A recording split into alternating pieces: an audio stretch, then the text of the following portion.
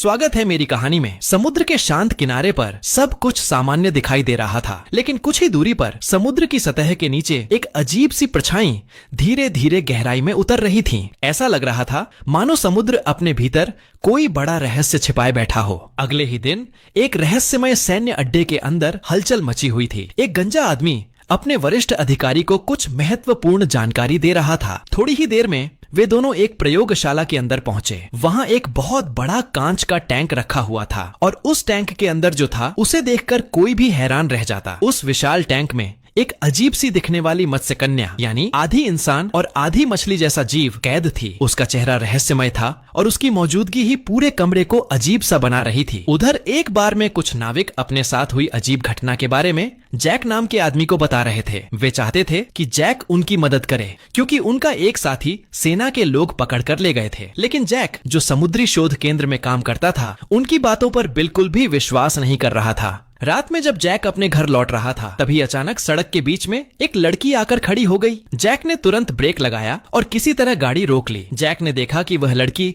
बिल्कुल अजीब हालत में थी। उसके सिर के बाल कटे हुए थे और उसके शरीर पर कोई कपड़ा नहीं था। वह बहुत घबराई हुई लग रही थी, जैसे किसी से भाग कर आई हो। सबसे अजीब बात यह थी कि वह इतनी बड़ी होने के बावजूद ठीक से चल भी नहीं पा रही थी। वह लड़खड़ाते हुए कुछ कदम चली और फिर अचानक बेहोश होकर गिर पड़ी। जैक ने तुरंत अपनी जैकेट उतारकर लड़की को ढक दिया और उसे संभालकर गाड़ी में बैठा लिया। लड़की की सांस बहुत तेज चल रही थी, इसलिए जैक ने तुरंत एक डॉक्टर को फोन किया और उसे अपने घर बुला लिया। कुछ समय बाद जब लड़की की आंख खुली तो वह अपने आसपास की हर चीज को बड़े आश्चर्य से देखने लगी, जैसे उसने पहले कभी ये चीजें देखी ही ना हो। मेज पर रखे एक शंख को उसने उठाया और बार बार सूंघने लगी, मानो वह उसके लिए कोई अनोखी चीज हो। जैक ने उससे बात करने की कोशिश की, लेकिन लड़की बस चुपचाप उसे घूरती रही। तभी अचानक उसने अपना मुंह खोला और एक अजीब सी आवाज निकालने लगी। वह आवाज किसी पुराने और रहस्यमय गीत की तरह थी। उस मधुर और अनोखी धुन को सुनकर जैक जैसे मंत्रमुग्ध हो गया। तभी अचानक दरवाजे पर दस्तक हुई और वह गीत बीच में ही रुक गया। दरअसल डॉक्टर आ चुके थे, लेकिन जब जैक और डॉक्टर कमरे के अंदर पहुंचे तो लड़की वहां से गायब हो चुकी थी। वह लड़की रात भर एक पुरानी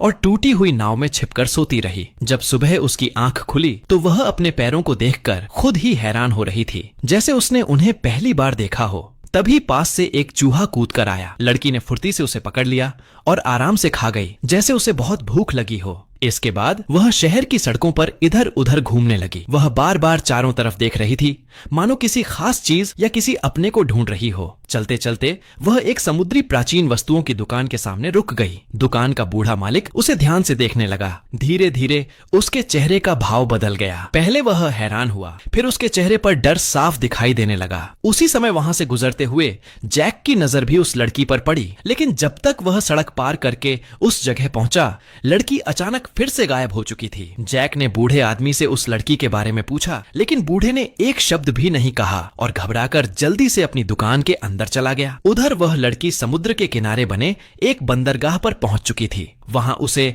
नॉर्थ स्टार नाम की एक मछली पकड़ने वाली नाव दिखाई दी। वह नाव के पास रखे जाल के सामने बैठ गई और अपनी आंखें बंद कर लीं। जैसे ही उसने आंखें बंद की, उसके दिमाग में पुरानी यादें उभरने लगीं। असल में वह कोई साधारण लड़की नहीं थी, वह एक मत्स्य कन्या थी। कुछ समय पहले वह अपनी बड़ी बहन के साथ गहरे समुद्र में शिकार कर रही थी। तभी इंसानों का एक जाल उनकी ओर आया और उसकी बहन उस जाल में फंस गई। इंसान उसे पकड़कर अपने साथ ले गए और फिर उसका कोई पता नहीं चला। अपनी बहन को ढूंढने के लिए ही उसने बहुत बड़ा खतरा उठाया और पहली बार समुद्र से बाहर इंसानों की दुनिया में आ गई। लेकिन इस नई दुनिया में उसे कुछ भी समझ नहीं आ रहा था। वह बस अपने एहसास के सहारे हर जगह अपनी बहन को ढूंढ रही थी। तभी सड़क किनारे रखा एक खिलौना हवाई जहाज उसकी नजर में आया। उसे याद आया कि उसी रात ऐसा ही एक उड़ने वाला यंत्र उसकी बहन को यहाँ से ले गया था। अब उसे यकीन हो गया कि उसकी बहन को इंसानों ने पकड़ लिया है। उसने टीवी में सुनी हुई आवाजों की नकल करते हुए अपने लिए एक नाम रखा, लायन। इसके बाद लायन एक मैकेनिक के पास पहुंचा जो गाड़ियों की मरम्मत कर रहा था। उसने अपने हाथ में पकड़ा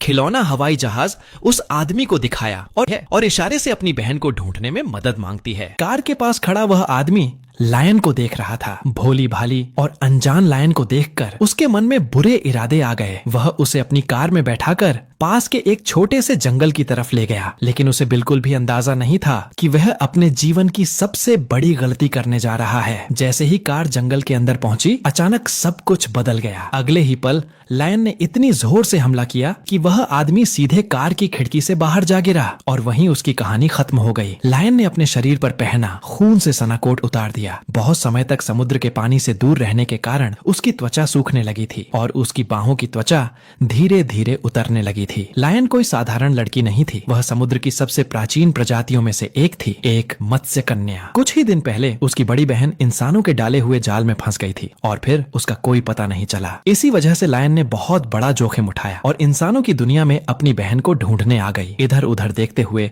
लायन की नजर दूर एक घर पर बने एक चिन्ह पर पड़ी। वह चिन्ह बिल्कुल वैसा ही था जैसा उसकी कपड़ों पर बना हुआ था। यह देखकर वह सीधे उसी घर की ओर चल पड़ी। घर के अंदर पहुंचकर उसने मेज पर रखा मछली से बना पेय देखा। बिना सोचे समझे उसने पूरा गिलास एक ही सांस में पी लिया। पेट भरने के बाद लायन दरवाजे की ओर बढ़ी। तभी वहां पास में प्रदर्शन कर रहा एक समुद्री सील अचानक जोर जोर से चिल्लाने लगा, जैसे उसने अपने सबसे बड़े दुश्मन को देख लिया हो। उसी समय जैक भी अपने कार्यस्थल पर वापस लौट रहा था। जैसे ही उसकी नजर लायन पर पड़ी, लायन घबराकर जल्दी से अंदर की तरफ भागी और उसे गुस्से और डर से देखने लगी। जैक धीरे धीरे उसके पास आया और शांत आवाज में उसे भरोसा दिलाने की कोशिश करने लगा कि वह उसका दुश्मन नहीं है। कुछ देर बाद लायन थोड़ा शांत हो गई। तब जैक ने उसे बताया कि जिस रात वे पहली बार मिले थे, उस रात लायन ने जो रहस्यमयी गीत गाया था, वह आज भी उसके दिमाग में गूंज रहा है। वह आवाज इतनी पुरानी और रहस्यमयी थी कि जैक उसे भूल ही नहीं पा रहा था। लायन को कमजोर देखकर जैक ने उसकी बाह को ध्यान से देखा। उसने कहा कि वह डॉक्टर को बुलाकर उसका इलाज कराएगा, लेकिन काफी देर तक डॉक्टर नहीं आया। इधर लायन की हालत और खराब होती जा रही थी। लंबे समय तक समुद्र से दूर रहने की वजह से उसकी त्वचा सूख कर झड़ने लगी थी। कमजोरी से परेशान लायन ने खिड़की के बाहर समुद्र को देखा। वह धीरे धीरे रेंगते हुए बाहर की ओर बढ़ी। अपनी बची हुई आखिरी ताकत से वह किसी तरह पानी तक पहुंची और फिर सीधे समुद्र में कूद गई। जैसे ही समुद्र का पानी उसके शरीर को छुआ, उसके अंदर एक दर्दनाक परिवर्तन शुरू हो गया। उसके हाथों की उंगलियां धीरे धीरे नुकीले पंखों जैसी बनने लगीं। उसकी पीठ से एक बड़ा पंख निकल आया और उसकी दोनों टांगें आपस में जुड़कर एक लंबी मछली की पूंछ में बदल गईं। कुछ ही क्षणों में लायन फिर से अपनी असली शक्ल में बदल चुकी थी। वह अब पूरी तरह एक मत्स्य कन्या बन चुकी थी। उधर जैक ने निगरानी कैमरे में कुछ अजीब देखा। उसे लगा कि लायन पानी में गिर गई है। वह तुरंत टॉर्च लेकर समुद्र में कूद पड़ा। लेकिन अब लायन पहले जैसी नहीं रही थी। मत्स्य कन्या बनते ही उसका स्वभाव बहुत आक्रामक और खतरनाक हो गया था। जैक अभी कुछ समझ ही नहीं पाया था कि अचानक लायन ने उस पर हमला कर दिया। वह तेजी से तैरते हुए जैक से टकराई और उसे पकड़कर नीचे खींचने लगी। लड़ाई के दौरान तो वह लगभग जैक की गर्दन ही काटने वाली थी। किसी तरह जैक ने पूरी ताकत लगाकर खुद को छुड़ाया और तेजी से पानी की सतह की ओर तैरने लगा। लेकिन लायन उसका पीछा करते हुए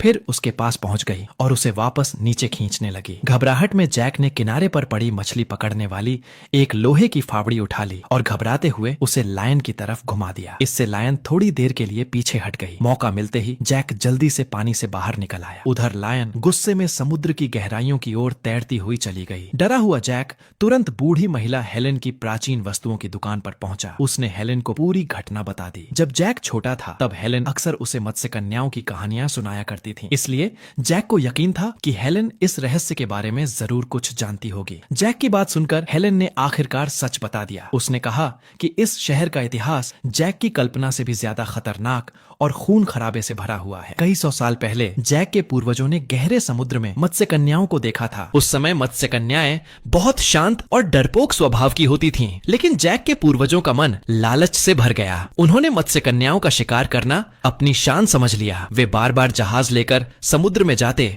और बड़ी बेरहमी से मत्स्य कन्याओं का शिकार करते। इस वजह से उनकी जाति लगभग खत्म हो गई। जो कुछ मत्स्य कन्याएं बच गईं, वे धीरे धीरे बेहद खतरनाक और खूनी स्वभाव की बन गईं। हेलेन की बातें सुनकर जैक हैरान रह गया। वह अपनी कार में बैठा और मत्स्य कन्याओं की कहानियों वाली किताब देखने लगा। किताब में बने चित्रों में मछुआरे मत्स्य कन्याओं का शिकार करते दिखाई दे रहे थे। यह देखकर जैक को अपने पूर्वजों पर शर्म महसूस हुई। अगले दिन जैक नॉर्थ स्टार नाम के मछली पकड़ने वाले जहाज पर चढ़ गया। पहले जब नाविकों ने उसे बताया था कि उन पर मत्स्य कन्याओं ने हमला किया था, तब जैक ने उनकी बातों पर विश्वास नहीं किया था। लेकिन अब सब कुछ अपनी आंखों से देखने के बाद उसे सच्चाई समझ आ चुकी थी। जैक को डर था कि कहीं लायन को कोई नुकसान न पहुंचा दे, इसलिए वह भी उनके साथ समुद्र में निकल पड़ा। लंबी यात्रा के बाद जहाज एक अनजान समुद्री इलाके में पहुंचा। अचानक जहाज के रडार पर कुछ बहुत तेज गति से चलता हुआ दिखाई दिया। यह देखकर कप्तान तुरंत मछली मारने वाला भाला उठाकर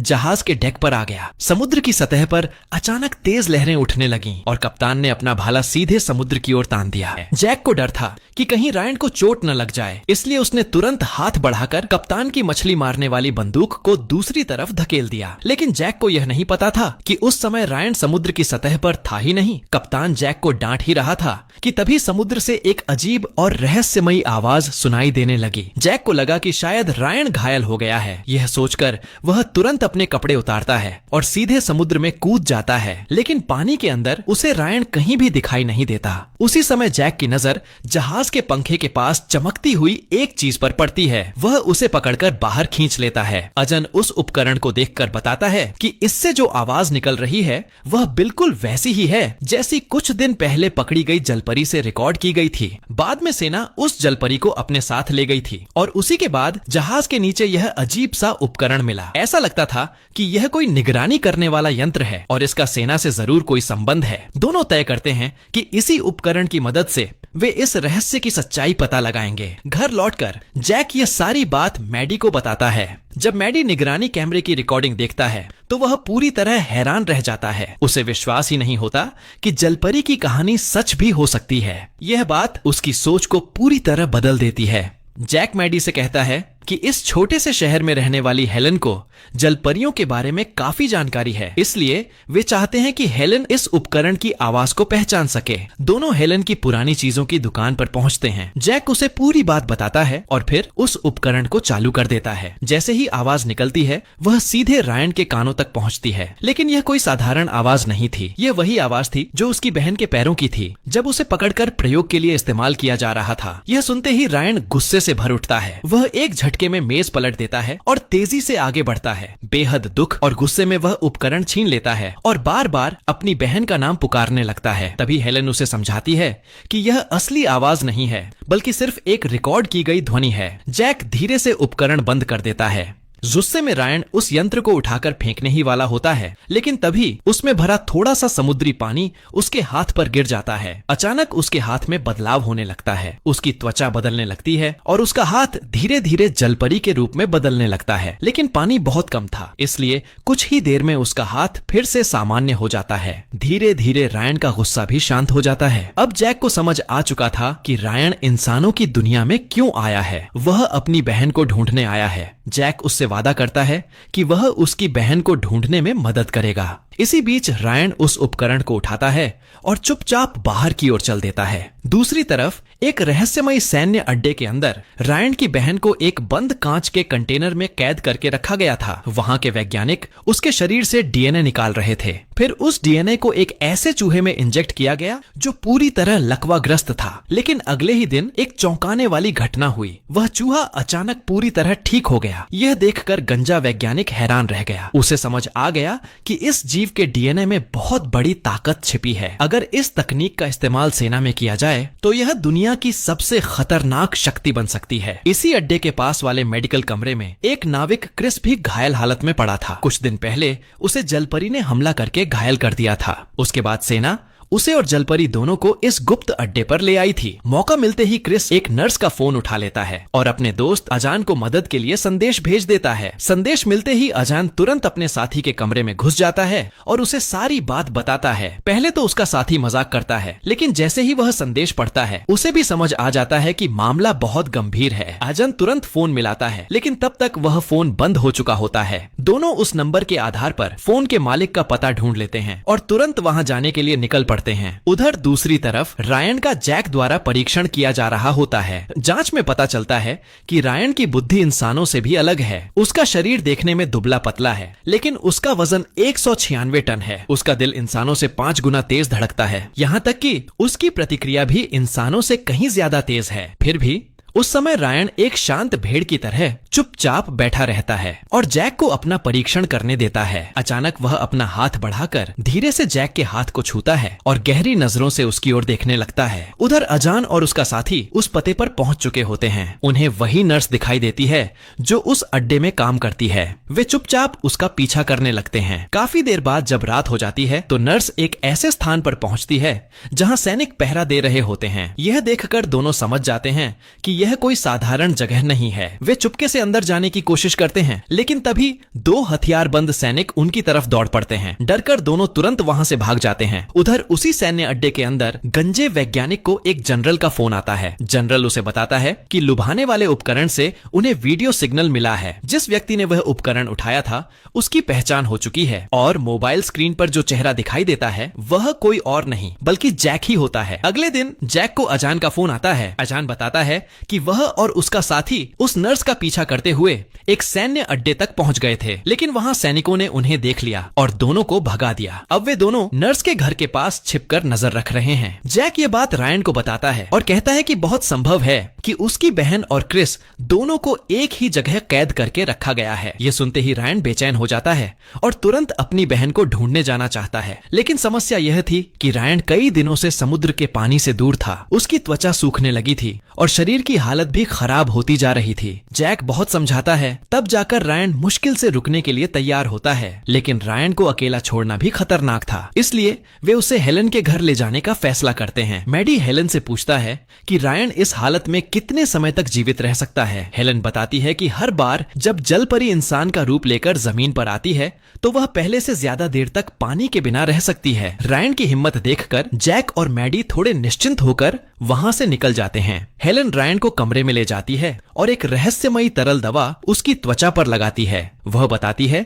कि इससे रायन समुद्र के पानी के बिना थोड़ी ज्यादा देर तक रह सकेगा, लेकिन तभी रायन को कुछ अजीब महसूस होता है। वह धीरे से हेलन की पैंट का हिस्सा उठाता है और यह देखकर हैरान रह जाता है। उधर सैन्य अड्डे के अंदर क्रिस को एक भयानक चीख सुनाई देती है। वह तुरंत अपने शरीर में लगी सुई निकाल देता है और मौके का फायदा उठाकर वहां से भाग निकलता है। भागते हुए गलियारे में उसे एक लड़की दिखाई देती है जो खून से लथपथ थी और बहुत डरी हुई लग रही थी। क्रिस को लगता है कि शायद इस लड़की को भी उसी तरह पकड़कर यहाँ लाया गया है, इसलिए वह उसका हाथ पकड़ता है और दोनों साथ में भागने लगते हैं। क्रिस लड़की की जेब से चाबी निकालता है और पार्किंग में खड़ी कार ढूंढ लेता है। फिर लड़की के गले में लटक रहे पहचान कार्ड से दरवाजा खोलकर दोनों किसी तरह उस अड्डे से बाहर निकल जाते हैं। अगले दिन जैक उस जगह पहुंचता है जहां अजन और उसका साथी नर्स के घर के पास निगरानी कर रहे थे। मैडी एक सुझाव देता है कि क्यों न वे सीधे घर के अंदर जाकर कोई सुराग ढूंढें। वे चुपचाप घर के अंदर जाते हैं। वहां मैडी को दीवार पर लगी एक तस्वीर दिखाई देती है जिसमें नर्स सेना की वर्दी में होती है। अब उन्हें समझ आता है कि वह कोई साधारण नर्स नहीं बल्कि सैन्य डॉक्टर है। जैक को यकीन हो जाता है कि सेना जरूर कोई गुप्त प्रयोग कर रही है। उसी समय बाहर एक कार आकर रुकती है। वे सभी जल्दी से छिप जाते हैं। घर के अंदर 2 लोग आते हैं और वे भी किसी चीज को ढूंढने लगते हैं। जैक समझ जाता है कि नर्स के साथ जरूर कुछ हुआ है, इसलिए वह अब कभी यहाँ वापस नहीं आएगी। जैक कहता है कि अब उन्हें सीधे उस सैन्य अड्डे पर जाकर सच्चाई पता करनी होगी। उधर उसी अड्डे पर वैज्ञानिक जब वापस लौटता है तो उसे गलियारे में एक अजीब सी मछली की पूंछ दिखाई देती है। वह जैसे ही उसे उठाता है वह पूंछ तुरंत राख बनकर बिखर जाती है। यह देखकर वैज्ञानिक को समझ आ जाता है कि कुछ बहुत गलत हो चुका है। वह जल्दी से प्रयोगशाला की तरफ दौड़ता है, लेकिन अंदर का दृश्य देखकर उसके होश उड़ जाते हैं। पूरा कमरा लाशों से भरा हुआ था। उसका सबसे भरोसेमंद सहायक भी मछली घर के अंदर मरा पड़ा था। घबराकर वैज्ञानिक तुरंत निगरानी कैमरे की रिकॉर्डिंग देखने लगता है और तभी उसे पूरी सच्चाई पता चलती है। वीडियो में दिखाई देता है कि कैद की गई जलपरी अचानक खड़ी हो जाती है। फिर वह अपनी ताकतवर पूंछ से एक ही वार में कर्मचारियों को दूर फेंक देती है। कुछ ही पलों में अंधेरी प्रयोगशाला उसका शिकार करने का मैदान बन जाती है। कमरे के अंदर से सिर्फ लोगों की दर्द भरी चीखें सुनाई देती हैं। जब तक सैनिक वहां पहुंचते हैं तब तक बहुत देर हो चुकी होती है। पूरा कमरा खून से भर चुका था और कोई भी कर्मचारी जिंदा नहीं बचा था, लेकिन वह जलपरी वहां से गायब हो चुकी थी। आखिरकार गलियारे के कैमरे में दिखता है कि वही जलपरी अब इंसान का रूप लेकर लड़खड़ाते हुए बाहर जा रही है। उसी समय उसकी मुलाकात बाहर निकल रही नर्स से होती है और वह नर्स को वहीं मार देती है। फिर उसके कपड़े पहनकर खुद को इंसान की तरह छिपा लेती है। बाद में रास्ते में उसकी मुलाकात क्रिस से होती है और वह उसके साथ उस अड्डे से बाहर निकल जाती है। लेकिन उस समय जैक और उसके साथी इस बात से पूरी तरह अनजान थे कि उनका दोस्त पहले ही अड्डे से भाग चुका है। वे चुपके से सैन्य अड्डे के बाहर पहुंचते हैं। लोहे की बाड़ के पीछे से वे देखते हैं कि सैनिक एक बड़े से थैले जैसी चीज को कार में डाल रहे हैं। उन्हें लगता है कि शायद उस थैले के अंदर क्रिस है। यह सोचकर अजन और उसका साथी तुरंत उस कार के पीछे निकल पड़ते हैं। इसी बीच जैक को एक फोन आता है। उसे पता चलता है कि रायन की हालत तेजी से बिगड़ रही है। जैक फैसला करता है कि क्रिस को ढूंढने का काम अजन संभालेगा, जबकि वह और मैडी रायन को वापस समुद्र तक पहुंचाएंगे। जब रायन को समुद्र के पास लाया जाता है तो मैडी अपना सबसे प्यारा हार उसे दे देता है। जैक रायन को एक छोटा सा लोकेशन बताने वाला यंत्र देता है और कहता है कि इससे वे हमेशा उसकी जगह पता कर सकेंगे। अगर कभी उसे खतरा हुआ तो वे तुरंत उसकी मदद के लिए आ जाएंगे। रायन भरोसे से जैक की तरफ देखता है और वही हार जैक के गले में पहना देता है। तभी अचानक जैक का फोन बजता है। यह अजन का फोन था। अजन बताता है कि उन्हें क्रिस मिल गया है। दरअसल सेना की गाड़ी का पीछा करने के थोड़ी ही देर बाद क्रिस का फोन आ गया था। बहुत कमजोर हालत में क्रिस ने उन्हें अपनी जगह बता दी थी और यह सुनते ही दोनों उसकी तरफ दौड़ पड़े। रायन अपनी जान की परवाह किए बिना अपनी बहन को ढूंढने के लिए आगे बढ़ती है। उधर सैन्य अड्डे के अंदर जनरल बिखरी हुई प्रयोगशाला को देखकर हैरान रह जाता है। कई मुश्किलों से गुजरने के बाद आखिरकार रायन अपनी बहन को ढूंढ लेती है। दोनों बहनें एक दूसरे के सामने खड़ी होती हैं और अपने हाथों को मिलाकर बिना शब्दों के ही अपने प्यार और यादों को महसूस करती हैं। रायन की बहन उसे अपनी बाहों में उठा लेती है क्योंकि रायन बेहद कमजोर हो चुकी थी। फिर वह धीरे धीरे उसे लेकर समुद्र की तरफ बढ़ती है। कुछ ही देर में दोनों बहनें वापस समुद्र में कूद जाती हैं और अपने असली घर की ओर लौट जाती हैं। थोड़ी देर बाद जैक और मैडी वहां पहुंचते हैं। दोनों समुद्र की तरफ देखते रहते हैं। उनके दिल में खुशी भी थी कि दोनों बहनें सुरक्षित हैं, लेकिन उन्हें अलविदा कहते हुए दिल में गहरी उदासी भी थी। लगभग 1 महीने बाद जैक समुद्र किनारे के पास एक अजीब मछली की लाश देखता है। यह एक गहरे समुद्र में रहने वाली दुर्लभ मछली थी। जैक को हैरानी होती है क्योंकि ऐसी मछलियां आमतौर पर समुद्र की गहराई में रहती हैं, जहां पानी की गहराई लगभग 600 मीटर से भी ज्यादा होती है। फिर यह मछली अचानक किनारे के पास कैसे मर गई? मैडी मजाक में कहता है कि शायद जल परियों ने इसे यहां तक भगा दिया होगा। इसके बाद मैडी उस मछली की जांच करता है।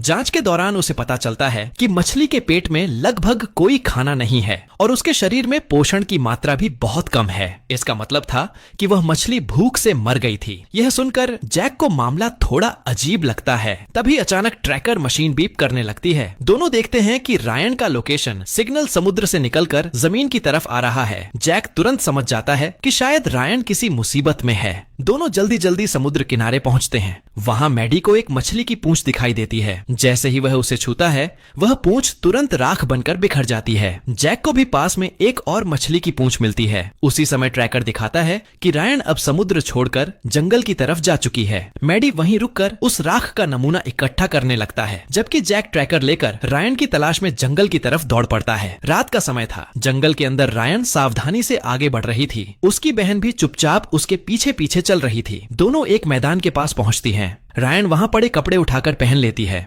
लेकिन उसकी बहन अभी भी इंसानों से बहुत नफरत करती थी क्योंकि उसे पहले इंसानों ने बहुत दर्द दिया था। वह रायन के गले में पड़ा हुआ हार देखती है और गुस्से में उसे खींचकर दूर फेंक देती है। रायन अपनी बहन को समझाती है कि इस समय उनकी मदद केवल इंसान ही कर सकते हैं। फिर वह कपड़े अपनी बहन की तरफ फेंकती है और खुद तेजी से आगे बढ़ जाती है। उधर सैन्य अड्डे में वैज्ञानिकों ने इस बार एक नया और मजबूत स्मार्ट टैंक तैयार किया था। यह टैंक पहले से कहीं ज्यादा मजबूत था। बस एक बटन दबाते ही उसके अंदर मौजूद जीव पूरी तरह शांत हो सकता था। साथ ही सेना ने स्थानीय सरकार से यह भी अनुमति ले ली थी कि कुछ समय के लिए मछुआरों को बिना किसी रोक टोक के समुद्र में मछली पकड़ने दी जाए। उनका मकसद साफ था। वे चाहते थे कि समुद्र में खाने की कमी हो जाए और मजबूरी में जल परियां खुद बाहर आ जाए, और जब वे बाहर आएंगी तो उनका इंतजार करेंगे ये ठंडे लोहे के पिंजरे। इधर जैक और मैडी ट्रैकर के सहारे रायन को ढूंढते हुए उस जगह तक पहुंचते हैं, लेकिन वहां रायन नहीं मिलती। वापस लौटते समय मैडी फोन करके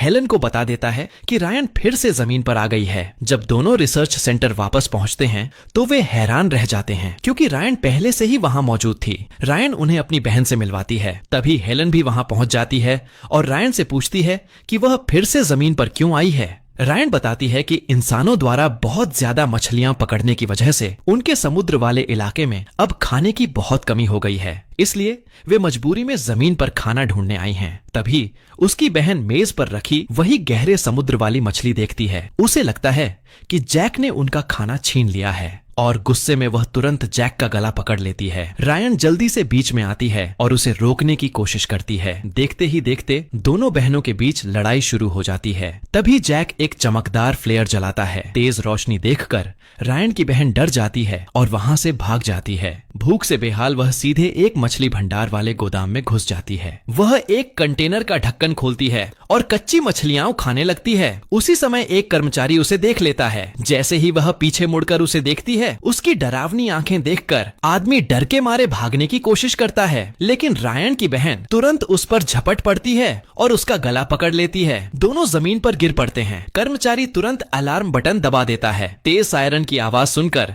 रायन की बहन घबरा जाती है और वहां से भाग जाती है।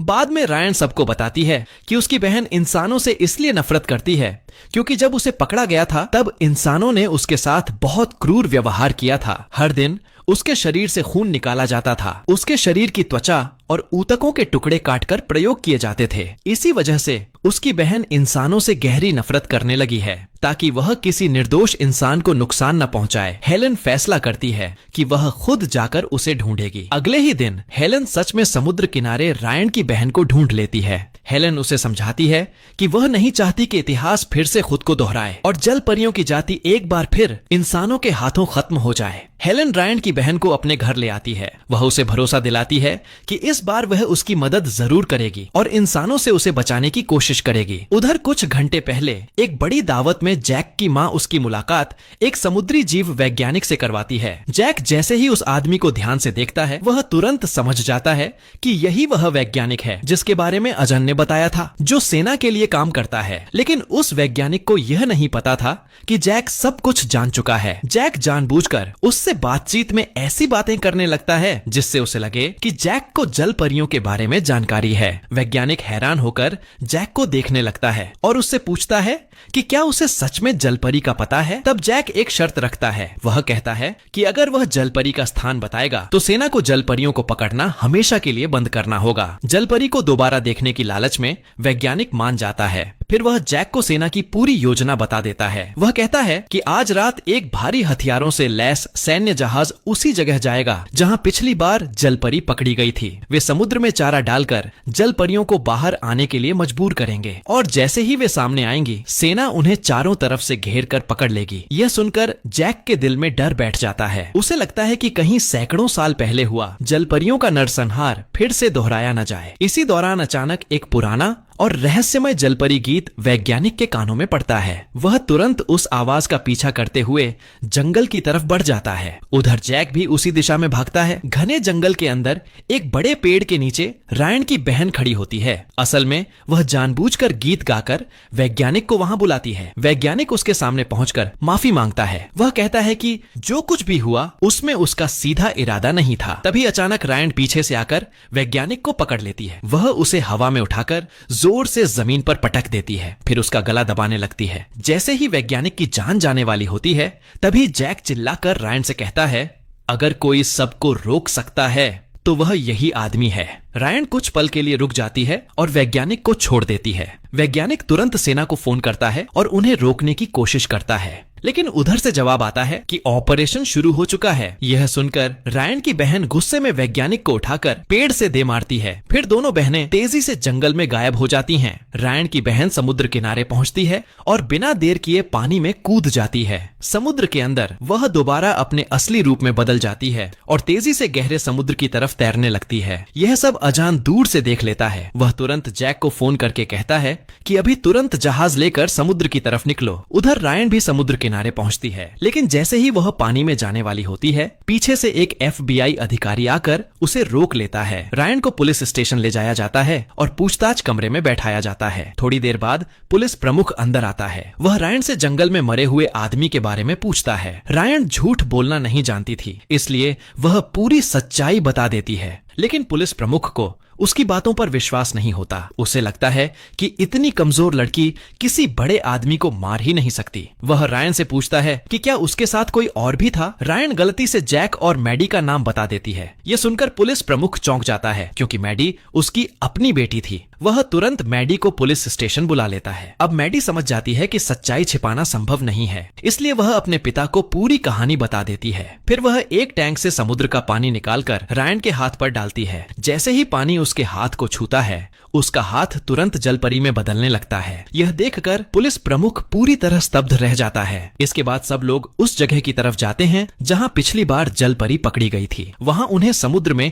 एक जहाज तैरता हुआ दिखाई देता है। सब लोग हथियार लेकर जहाज पर चढ़ जाते हैं, लेकिन जहाज के डेक पर कोई भी नहीं होता। उन्हें सिर्फ बंदूकें और खून के निशान दिखाई देते हैं। तभी अचानक समुद्र से एक लंबा भाला जहाज पर आकर गिरता है। फिर दूसरा भाला आता है और अचानक समुद्र से एक खतरनाक जीव छलांग लगाकर जहाज पर आ जाता है। वह एक नर जलपरी था। उसकी आंखों में भयानक गुस्सा था। वह धीरे धीरे जैक की तरफ बढ़ने लगता है। खतरे को देखकर अजन तुरंत गोली चलाता है ताकि उसे डराया जा सके। फिर दूसरी गोली चलाकर उसे जहाज के केबिन की तरफ भगा देता है। तभी अचानक डेक पर रायन की बहन दिखाई देती है। वह चुपचाप क्रिस को घूर रही होती है। क्रिस जैसे किसी जादू के असर में आ जाता है और अपना हथियार छोड़कर उसकी तरफ बढ़ने लगता है। तभी एक साथी समय रहते सिग्नल गन चला देता है। आवाज से क्रिस का होश वापस आता है और जैक उसे खींचकर पीछे ले आता है। अब रायन की बहन हाथ में भाला लिए गुस्से से उनकी तरफ बढ़ रही थी। तभी जैक जल्दी से जहाज का जाल छोड़ने वाला बटन दबा देता है। भारी मछली पकड़ने वाला जाल गिरकर उसे टकराता है और वह वापस समुद्र में गिर जाती है। इसके बाद अजन और जैक हथियार लेकर जहाज के केबिन में नर जलपरी को ढूंढने जाते हैं, लेकिन वहाँ उन्हें सिर्फ एक गिरी हुई जलपरी की पूंछ मिलती है। नर जलपरी कहीं गायब हो चुका था। उसी समय जहाज के कंट्रोल रूम में खड़े कप्तान को अचानक अपने पीछे किसी की मौजूदगी का एहसास होता है और उसकी रीढ़ में ठंडक दौड़ जाती है। अचानक पिता की दर्दनाक चीख सुनकर अजान घबरा जाता है और तुरंत दौड़कर वहां पहुंचता है। जब वह जहाज के डेक पर पहुंचता है तो सामने एक नर जलपरी दिखाई देती है। अजान बिना देर किए उस पर गोली चला देता है, लेकिन तब तक बहुत देर हो चुकी होती है। वह जलपरी समुद्र में भाग निकलती है और अजन बेबस होकर उसे जाता हुआ देखता रह जाता है। जब अजन अपने पिता के पास पहुंचता है तो वे बुरी तरह घायल पड़े होते हैं और उनकी सांसें बहुत कमजोर हो चुकी होती हैं। अजन अभी उनसे कुछ पूछ भी नहीं पाता। तभी उसके पिता हमेशा के लिए इस दुनिया को छोड़ देते हैं। उस पल अजान के दिल में गहरा गुस्सा भर जाता है। उसे लगता है कि इस पूरी साजिश के पीछे जलपरियां ही हैं। पिता की लाश को देखकर वह अंदर से टूट जाता है, लेकिन उनके सामने एक बड़ी समस्या खड़ी हो जाती है। वे पिता की लाश को सीधे घर नहीं ले जा सकते थे, क्योंकि अगर लोगों को सच बताते तो कोई भी उनकी बात पर यकीन नहीं करता। उल्टा उन्हें ही मुसीबत में पड़ना पड़ता और शायद जेल भी जाना पड़ता। मजबूरी में अजान अपने आंसू रोकते हुए अपने पिता की लाश को समुद्र में ही छोड़ देता है। इसके बाद वह जैक और बाकी तीनों साथियों से कहता है कि उसके पिता मछली पकड़ने वाले जाल में फंस गए थे और उसी वजह से डूबकर उनकी मौत हो गई। अगले दिन मैडी पिछली रात की पूरी घटना रयान को बताती है। यह सब सुनकर रयान को बहुत पछतावा होता है। वह अनजान से मिलने जाता है जो अपने पिता की मौत के बाद से बेहद दुखी और चुप चुप रहने लगा था। रयान को अपने दिल में गहरी ग्लानि महसूस होती है। उसे लगता है कि अजान के पिता की मौत के लिए कहीं न कहीं वही जिम्मेदार है, लेकिन अजान को रयान के व्यवहार में कुछ अजीब सा महसूस होता है। उसे लगता है कि रयान उतना साधारण इंसान नहीं है जितना वह दिखता है। अजान सच्चाई जानने के लिए उसके पीछे जाने ही वाला होता है कि तभी जैक उसे रोक देता है। जैक अजान को पूरी सच्चाई बता देता है। सच्चाई सुनते ही अजान का गुस्सा 7वें आसमान पर पहुंच जाता है। अब उसके दिल में पूरी जलपरी जाति के लिए नफरत भर चुकी थी। गुस्से में वह तुरंत घर जाता है, हथियार उठाता है और रयान से बदला लेने के लिए निकल पड़ता है। उधर समुद्र किनारे एक छोटा सा टेढ़ी कुत्ता लगातार पानी की तरफ भौंक रहा था। ऐसा लग रहा था जैसे पानी के अंदर कोई डरावनी चीज छिपी हुई हो। कुत्ते का मालिक भी झुककर समुद्र की तरफ देखता है, लेकिन उसे पानी में कुछ भी दिखाई नहीं देता। वे दोनों वहां से चले जाते हैं, लेकिन उसी समय समुद्र के अंदर हल्की हल्की 3 परछाइयां दिखाई देती हैं। कुछ समय बाद एक सुनसान समुद्र तट पर 3 जलपरियां दर्द से तड़पती हुई दिखाई देती है। धीरे धीरे उनका रूप बदलने लगता है और वे इंसानों का रूप ले लेती हैं। उसी समय वहां एक इंसान उनके लिए कपड़े लेकर आता है। असल में लंबे बालों वाली जलपरी समुद्र के नीचे रहने वाले पूरे कबीले की मुखिया थी। वह इस बार खुद जमीन पर आई थी और उसका असली मकसद था रयान। रयान की बहन उस मुखिया को हेलन के प्राचीन वस्तुओं वाले संग्रहालय में ले जाती है। हेलन को तुरंत महसूस हो जाता है